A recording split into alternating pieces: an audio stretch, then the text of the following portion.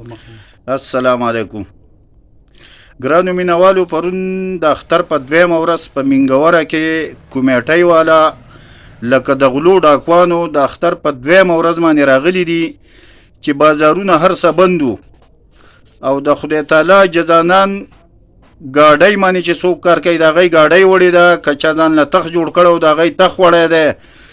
هغه د خدای تعالی جزانان چې کار لرلي د چا ګاډۍ نه وه او د چا تخ نه و. یلکه وروره دا خلق لاګانو ته لاس واچوي، دې مهنګۍ ته ګورئ، ستاسو دې ظلم ته ګورئ.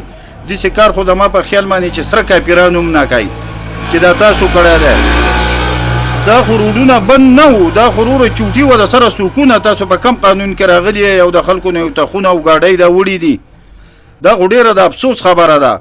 دا مین بازار چې روزانه بند دي او دا ګاډي پکې درې درې او څلور ولاړي، تاسو چېرته ګاډي والا ته هسې خبره کولی شئ چې دا ګاډي لار کوي؟ د هغوی نه خو دونه یېرېږئ لکه خلک چې به د طالبانو نه یېرېدو.